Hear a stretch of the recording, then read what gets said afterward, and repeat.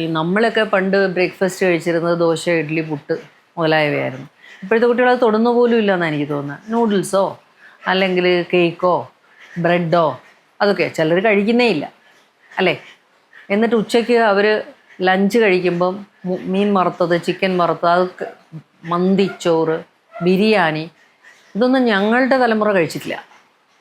പിന്നെ ഈ 3 നേരത്തെ ഭക്ഷണത്തിന് പുറമേ ഉള്ള തീറ്റ, അതാണ് വളരെ ദോഷകരം.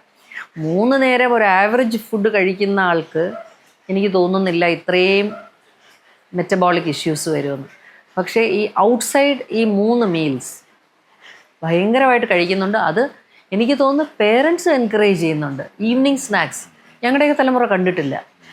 ഒരു ചായ കുടിച്ചാലായി, മിക്കപ്പോഴും ചായ തന്നെ കുടിക്കാറില്ലായിരുന്നു. തീർച്ചയായും പേരൻസിനും ഇതിൽ വളരെയേറെ അവരുടെ കയ്യും ഇതിനകത്തുണ്ട്. ഞാൻ പറയും, കുട്ടികൾക്ക് എന്തിനാണ് നിങ്ങൾ സ്നാക്സ് കൊടുത്തു വിടുന്നത്? കുഞ്ഞുങ്ങൾക്ക് ടീച്ചേഴ്സ് സ്കൂളിൽ സ്നാക്സ് കൊണ്ടുവരണം. എൻ്റെ മോന് സ്നാക്സ് കൊടുത്തു വിടത്തില്ലായിരുന്നു. പക്ഷെ അവന് ഭയങ്കര വിഷമം. ഇപ്പോഴും അവൻ പറയും, അമ്മ എനിക്ക് സ്കൂളിൽ സ്നാക്സ് തരാത്തതുകൊണ്ട് ഞാൻ കുട്ടികളുടെ നിന്ന് മേടിച്ച് കഴിക്കും. ആലോചിച്ച് നോക്കുക. അപ്പോൾ ആ കുട്ടികളുടെ പേരൻസ് പറയത്തില്ലേ, അപ്പോൾ 2 ഡോക്ടേഴ്സിൻ്റെ മോനാണ് ഇതേ ഒരു സ്നാക്സ് പോലും കൊടുത്തു വിടുന്നില്ല. ഞങ്ങൾ എന്തുകൊണ്ട് കൊടുത്തു വിടുന്നില്ല എന്നുള്ളത് ഓവർ ഫുഡാണ്.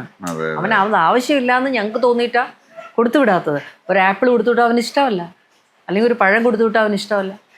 അവന് കട്ട്ലറ്റ് വേണം, അല്ലെങ്കിൽ പഫ്സ് വേണം. മനസ്സിലായില്ലേ? അപ്പോൾ എങ്ങനെയും കുട്ടി ഇത് മേടിച്ച് കഴിക്കാൻ നോക്കും. സ്കൂളുകളിൽ തന്നെ ക്യാൻറ്റീൻ ഇരിക്കുകയല്ലേ. അപ്പോൾ ഇങ്ങനെയുള്ള ഓവർ ഈറ്റിംഗ് ഫ്രം ചൈൽഡ്ഹുഡ് പിള്ളേർ അത് എന്താ പറയുക, അവരിൽ അടിച്ചേൽപ്പിക്കപ്പെടുകയാണ്. ആ ഒരു healthy dietary habits from the beginning, from childhood നമ്മൾ ഇമ്പോസ് ചെയ്യണം.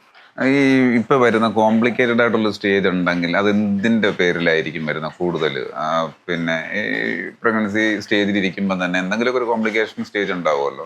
കോംപ്ലിക്കേഷൻസ് ഇപ്പൊ ഞാൻ വർക്ക് ചെയ്യുന്ന ഒരു സിറ്റുവേഷൻ എന്ന് പറയുന്നത് കുറച്ചൊരു മീഡിയം ലെവലിലുള്ള ആൾക്കാർ മുതലുള്ളതാണ്. ഇപ്പം ലോ സോഷ്യോ എക്കണോമിക് സ്റ്റാറ്റസിനെ ഞാൻ ഇപ്പം അധികം കാണാറില്ല.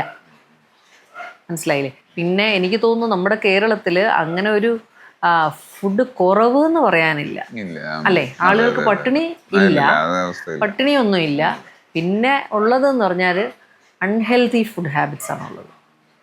ഇറ്റ്സ് നോട്ട് ലാക്ക് ഓഫ് ഫുഡുണ്ട് ഇഷ്ടം പോലെ, പക്ഷേ അൺഹെൽത്തി ഫുഡ് ഹാബിറ്റ്സ് ആണ്.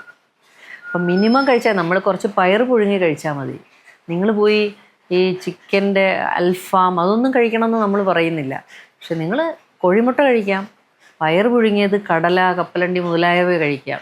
നിങ്ങൾ ഹൈ എൻഡ് എന്താ പറയുക നട്ട്സ്, ഇമ്പോർട്ടഡ് നട്ട്സ് ഒന്നും കഴിക്കണമെന്ന് ഞങ്ങൾ പറയില്ല. പക്ഷേ നമ്മൾ കഴിക്കുന്നതിൽ നമുക്ക് കിട്ടുന്ന തന്നെ, അതെ, നമ്മുടെ ലോക്കലി അവൈലബിൾ, നമ്മുടെ നാട്ടിൽ കിട്ടുന്ന ആഹാരങ്ങൾ ഏതാണ് ഹെൽത്തി എന്നറിഞ്ഞു വേണം നമ്മൾ കഴിക്കാൻ.